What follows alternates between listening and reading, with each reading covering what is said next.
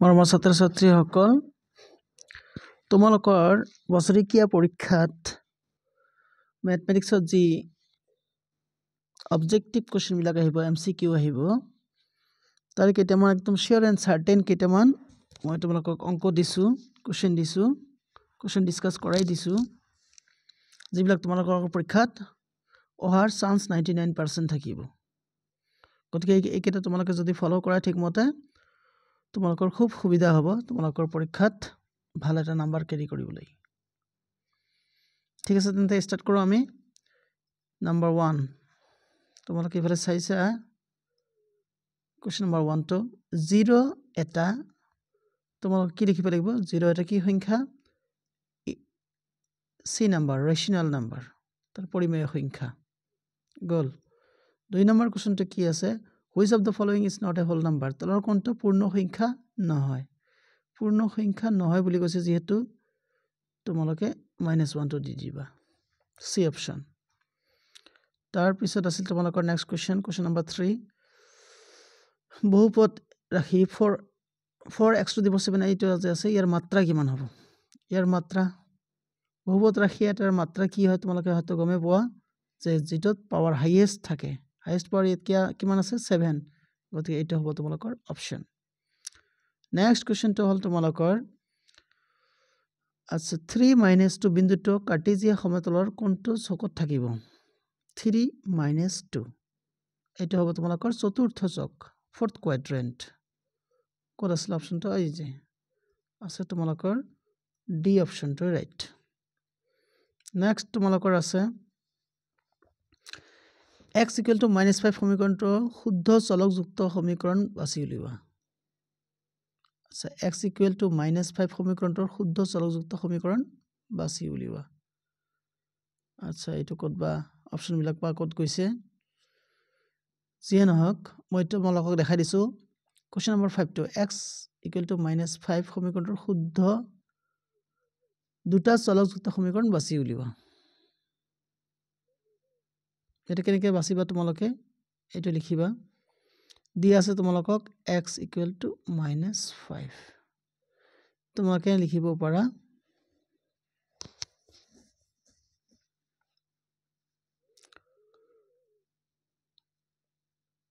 x + y + c = 0 এটা মডেলত তোমালোকক লিখিব লাগে একচুয়ালি তেনেহলে আমাৰ হ'ব 1 * x + 0 * y তাৰ পিছত ইফালে হ'ব তোমালোকৰ +5 = 0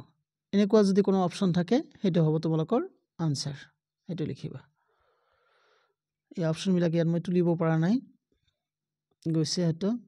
এতিয়া নেক্সট আৰু এটা কোৱেশ্চন আছে a degree of the polynomial এনেকা এটা কোৱেশ্চনটো দিয়াই হল গতিকে এটো এনেকা যদি কোৱেশ্চন আহে তোমালোকৰ ইয়া তোমালোকৰ ডিগ্ৰী কিমান হ'ব 6 হ'ব এটো গলে ডিগ্ৰী হ'ব তোমালোকৰ 6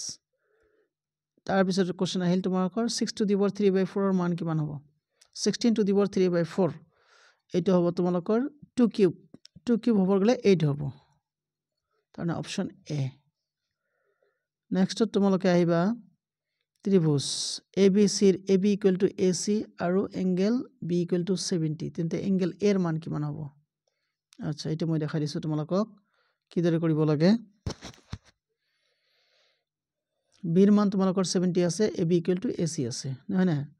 গতিকে তোমালোকে এটা এনেকৈ লিখিবা ড্ৰ কৰি দিছো ABC এইটো বাহু যদি সমান এইটো যদি 70 হয় অফ কোর্স এইটো তোমালোকৰ 70 হ'ব তেনেহলে অপচন ইয়াত আছে নাই 70 আছে অপচন এ আছে তোমালোকৰ হয় না অপচন এইটো হ'ব তোমালোকৰ ডাইৰেক্ট আনসাৰ নেক্সট কোৱেশ্চনটো কি আছে তোমালোকে চাবা যদি এক মিনিট ৰবা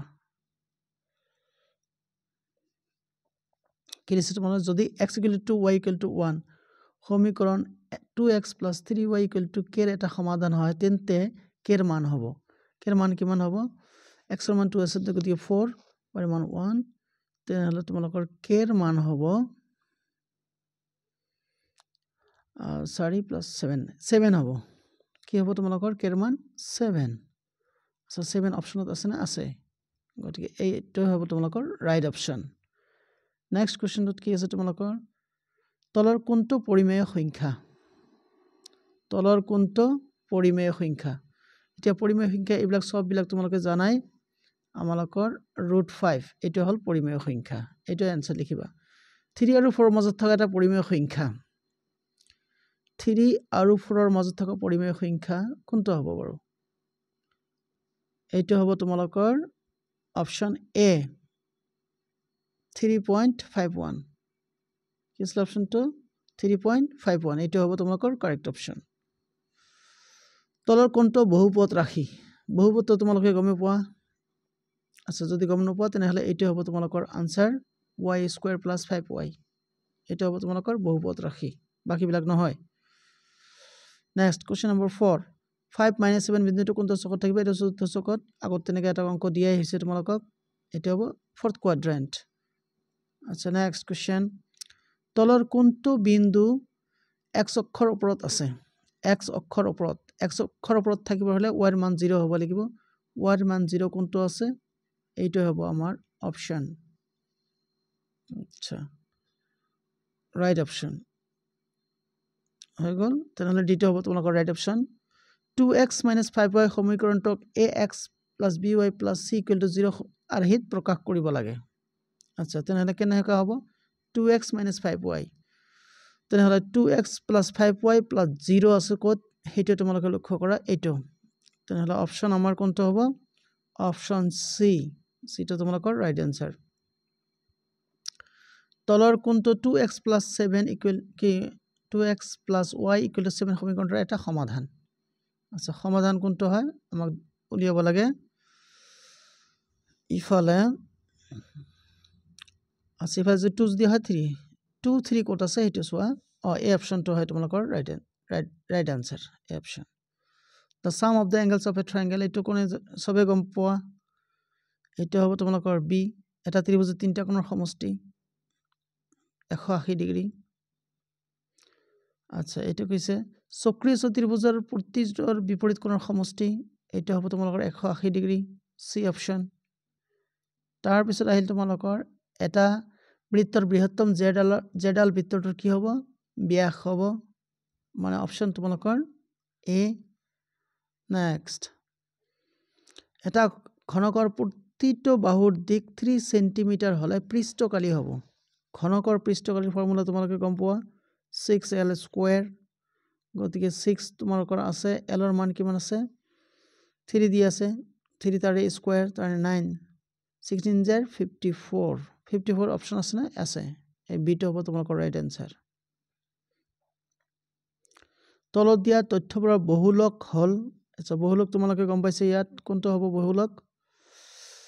আচ্ছা এই 4 এ হ'ব এটা কি হ'ব তোমালোকৰ অপচন 4 তো ৰাইট আনসাৰ হ'ব 4 12 নম্বৰটো আকৌ আহিল তোমালোকৰ কোৱেশ্চন তেনেকা তলৰ কোনটো পৰিমেয় সংখ্যা তোমালোকে গমে পোৱা কোনটো এটা পৰিমেয় সংখ্যা আই সি পৰিমেয় সংখ্যা কোৱেশ্চনটো ভুল আছে তোমালোকৰ তলৰ কোনটো পৰিমেয় সংখ্যা নহয় বুলি ক'ব লাগিছিল নাই কাৰণ তোমালোকৰ √2 পৰিমেয় সংখ্যা পাই পৰিমেয় সংখ্যা এইটো পৰিমেয় সংখ্যা এইটো খালি নহয় গতিকে তোমালোকৰ কোৱেশ্চনটো অলপ ভুল আছে এইটো নহয় হ'ব আচ্ছা ডিগ্ৰীটো গল এইটো বুজাই দিছো তলৰ কোনটো বহুত এনেকৈ বুজাই দিছো এইটো চোৱা কোৱেশ্চন নম্বৰ 4 -2 -3 বিন্দুটো কোনটো চকত থাকিব এইটো হ'ব তোমালোকৰ তৃতীয় চকত গল এইটো x - 2y = 4 সমীকৰণৰ শুদ্ধ সমাধান বাছি উলিওৱা সমাধান বাছিবৰ হলে কি হ'ব লাগিব শুদ্ধ হ'ব লাগিব তেনেহলে কেনেকৈ হ'ব আমাৰ 4 সৰি তোমালোকে এইটো হ'ব 40 আছে নেকি কতবা 40 আছে এইটো হ'ব তোমালোকৰ ৰাইট আনসাৰ মানে কৈ দিছো 4 নেক্সট কোৱেশ্চনটো আমি কৰিবলৈ গৈ আছো আচ্ছা ABC AB = BC = CA আৰু এংগেল A = 60 তেন্তে এংগেল B + এংগেল C কিমান হ'ব 60 + 60 120 এইটো হ'ব বি অপশনটো 120 নেক্সট এটা ৰম্বাসৰ প্ৰতিটো কোণৰ যোগ 90 ডিগ্ৰী হলে ৰম্বাসটো কি হ'ব এটা বৰ্গ হ'ব বৰ্গ ক'ত বা আছে না স্কয়াৰ এইটো গোল তাৰপিছত এইটো গোল এইটো বুজাই দিয়া আছে এইটো তোমালোকৰ নেক্সট কি আহিল এইটো কোৱেশ্চন নম্বৰ 8 টো চোৱা তোমালোকে ইম্পৰ্টেন্ট যেতিয়া দুটা সন্নিহিত কোণৰ সমষ্টি 180 তেতিয়া কোন দুটা কোৱা হ'ব সন্নিহিত কোণৰ সমষ্টি 180 তেনেহলে ৰৈখিক জুৰীয়া কোণ এটা তোমালোকে ইয়াত চাবা ৰৈখিক জুৰীয়া কোণ ডি অপশনটো হ'ব